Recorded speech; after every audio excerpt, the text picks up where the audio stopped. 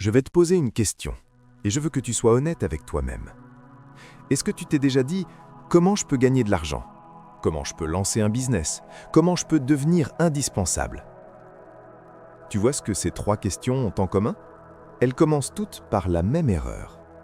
Et cette erreur, c'est exactement ce qui fait que la plupart des gens tournent en rond pendant des années. Ils cherchent au mauvais endroit. Pas parce qu'ils manquent d'ambition, pas parce qu'ils manquent de talent, mais parce que personne ne leur a dit où regarder vraiment. Il y a une phrase que j'ai entendue, une phrase simple, dite par un père à son fils. Et cette phrase, elle m'a arrêté net. Le père dit « Arrête de te concentrer sur les solutions, concentre-toi sur les problèmes des gens. » C'est tout. Ça paraît simple, non ? Presque trop simple. Mais attends, laisse-moi te développer ça, parce que derrière cette phrase, il y a quelque chose de profond. Ce père n'était pas en train de parler de philosophie, il parlait de la vraie vie.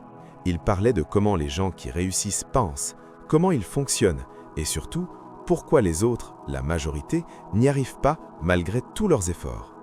Voilà comment la majorité des gens pensent.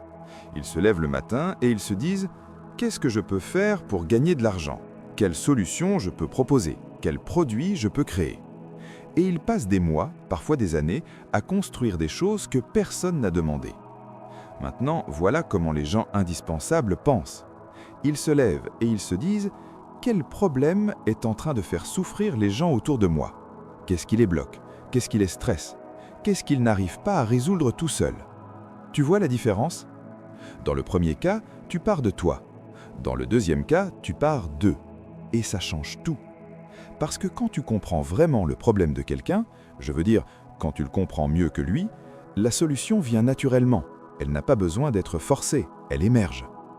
C'est pour ça que les meilleurs entrepreneurs, les meilleurs employés, les meilleurs freelances, ne sont pas ceux qui ont les meilleures idées. Ce sont ceux qui ont la meilleure compréhension des douleurs des autres. Laisse-moi te rendre ça concret avec deux exemples. Premier exemple. Imagine deux personnes qui veulent se lancer dans le coaching. La première dit « Je vais proposer un programme de 8 semaines pour booster ta productivité ». Elle construit son programme, fait son site, attend les clients. Et elle attend. Et elle attend encore. La deuxième, elle fait quelque chose de différent. Elle parle à des gens. Elle demande. Elle écoute. Et elle découvre que le vrai problème, ce n'est pas le manque de productivité, c'est la culpabilité. Ces gens-là se sentent coupables de ne pas en faire assez, tout le temps, et ça les paralyse. Alors, elle crée quelque chose pour ça.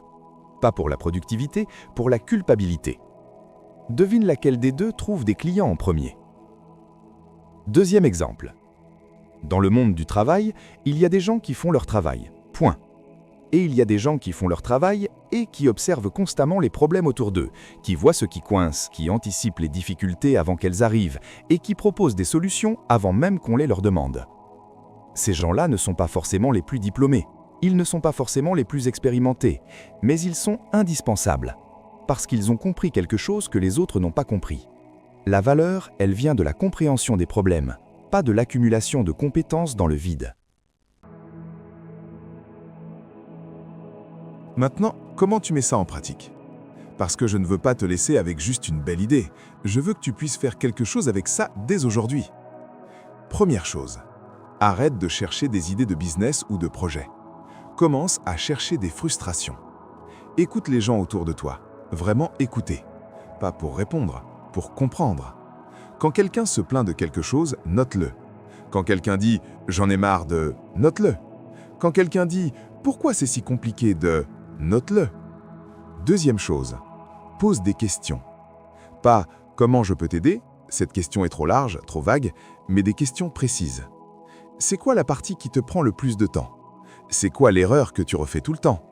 Si tu pouvais changer une seule chose dans ta journée, ce serait quoi ? Troisième chose, résiste à l'envie de donner une solution tout de suite. Je sais que c'est difficile. Quand tu entends un problème, ton cerveau veut immédiatement proposer une réponse. Résiste. Creuse d'abord. Comprends d'abord. Pose encore des questions. Parce que la plupart du temps, le vrai problème n'est pas celui qu'on exprime en premier. Il est plus profond. Et c'est celui-là que tu dois trouver. Plus tu t'entraînes à faire ça, à comprendre les problèmes en profondeur, plus tu deviens précieux. Automatiquement. Sans forcer. Sans te vendre.